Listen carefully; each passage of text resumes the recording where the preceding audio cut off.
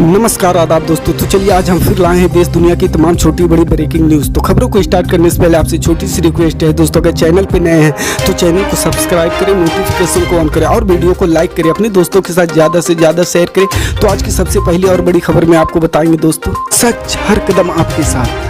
आपको बता दें दोस्तों, आधार कार्ड को वोटर आईडी से लिंक करना अनिवार्य करने पर अब नई रार खड़ी हो गई है। कांग्रेस नेता रणदीप सिंह सुरजेवाला ने सुप्रीम कोर्ट में इस कानून को चुनौती दी है। सुप्रीम कोर्ट में कल इस पर सुनवाई होगी। कांग्रेस नेता रणदीप सिंह सुरजेवाला ने सुप्रीम कोर्ट में इससे जुड़े कानून को चुनौती दी है, साथ ही इसे रद्द करने की मांग की है। उनकी याचिका पर जस्टिस CY चंद्रचूड़ की बेंच सोमवार को सुनवाई करेगी। कांग्रेस नेता रणदीप सिंह सुरजेवाला ने अपनी याचिका में आधार और वोटर आईडी को आपस में लिंक करने को निजता के आधार का उल्लंघन बताया। उन्होंने इसे अनिवार्य बनाने वाले केंद्र सरकार के कानून को संविधान के विपरीत बताया और इसे रद्द करने की मांग की है।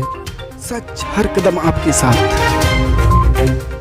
आपको बता दें दोस्तों, आम आदमी पार्टी के गुजरात मिशन को सफल बनाने के लिए केजरीवाल को एक और वजह मिल गई है। CBSE 2022 की 10वीं और 12वीं परीक्षा में दिल्ली के 255 सरकारी स्कूलों में 100% बच्चे परीक्षा पास करने में सफल रहे। 10वीं की परीक्षा में दिल्ली के 95 सरकारी स्कूलों में 100% में छात्रों ने सफलता पाई, जबकि 10वीं में 160 सरकारी स्कूलों के बच्चों ने 100% सफलता प्राप्त की है। माना जा रहा है कि आम आदमी पार्टी के नेता अरविंद केजरीवाल मिशन गुजरात में अपना चुनावी अभियान आगे बढ़ाने के लिए इसे एक हथियार के रूप में इस्तेमाल कर सकते हैं। जिस तरह महंगाई बढ़ रही है और आम आदमी अपने 2 बच्चों को पढ़ाने के बोझ तले खुद को दबा हुआ महसूस कर रहा है, आम आदमी पार्टी का सरकारी स्कूलों में बेहतर और मुफ्त शिक्षा देने का नुस्खा सामान्य आदमी को उसकी तरफ आकर्षित कर सकता है।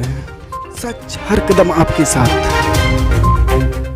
आपको बता दें दोस्तों, कांग्रेस नेता राहुल गांधी ने सैन्य भर्ती योजना अग्निपथ को लेकर एक बार फिर से केंद्र सरकार पर निशाना साधा है। कांग्रेस नेता ने रविवार को कहा कि प्रधानमंत्री नरेंद्र मोदी की प्रयोगशाला के इस नए प्रयोग के कारण देश की सुरक्षा और युवाओं का भविष्य खतरे में है। राहुल गांधी ने इस संबंध में एक ट्वीट किया। राहुल गांधी ने ट्वीट में लिखा कि 60,000 सैनिक हर साल रिटायर होते हैं और उनमें से सिर्फ 3,000 को सरकारी नौकरी मिल रही है। कांग्रेस के प्रमुख ने कहा कि 4 साल के ठेके के बाद हजारों की संख्या में सेनावीर होने वाले अग्निवीरों का भविष्य क्या होगा। उन्होंने कहा कि प्रधानमंत्री की प्रयोगशाला के इस नए प्रयोग से देश की सुरक्षा और युवाओं का भविष्य दोनों खतरे में है। इस योजना के तहत 17.5 साल से 21 साल तक की आयु युवाओं को केवल 4 वर्ष के लिए भर्ती करने का प्रावधान है, जिनमें से 25% और 15 साल के लिए सेना में रहेंगे।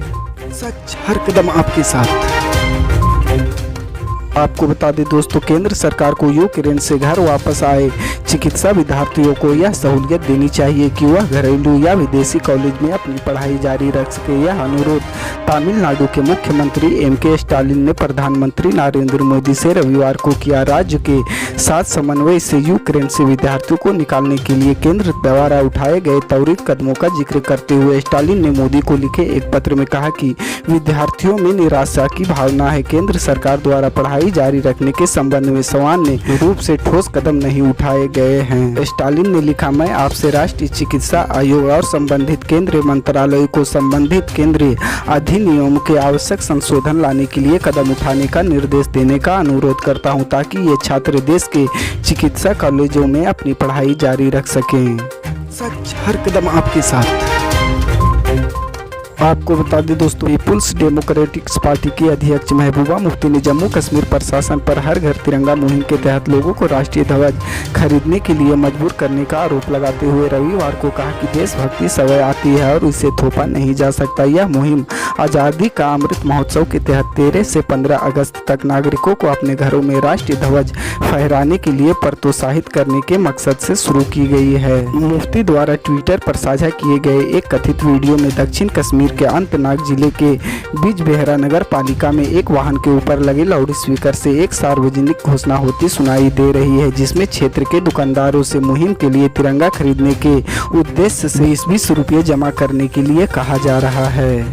सच हर कदम आपके साथ। आपको बता दें दोस्तों, संसद के सत्र के बीच AIM के अध्यक्ष असदुद्दीन ओवैसी ने प्रधानमंत्री मोदी पर मीडिया से बात करते हुए गंभीर आरोप लगाए हैं। उन्होंने कहा कि PM मोदी सावरकर और गोवलकर की नीति पर काम कर रहे हैं। उसी नीति पर काम करते हुए उन्होंने देश के मुसलमानों को सेकेंड क्लास सिटीजन बना दिया है। अपने इस आरोप पर तर्क देते हुए ओवैसी ने कहा कि केंद्र सरकार की स्वनिधि स्कीम के तहत रेहड़ी पटरी पर दुकान ठेला लगाने वालों को लोन दिया जाता है। RTI जवाब में जानकारी मिली है कि 32 लाख लोगों में से सिर्फ 331 अल्पसंख्यकों को लोन दिया जाता है, जबकि NSO के डेटा के मुताबिक मुसलमान शहरी क्षेत्रों में 50% सेल्फ एम्प्लॉयमेंट सेक्टर में है और हिंदू भाई 33% सेल्फ एम्प्लॉयमेंट सेक्टर में है। अगर 50% शहरी क्षेत्रों में मुसलमानों की सेल्फ एम्प्लॉयमेंट में हिस्सेदारी है तो केवल 331 को ही लोन क्यों दिया गया है। सच हर कदम आपके साथ। इसी तरह की पल पल की अपडेट जानने के लिए जुड़े रहें हमारे स्टार न्यूज़ के साथ। मिलते हैं अगली बड़ी खबर में, तब तक के लिए जय हिंद।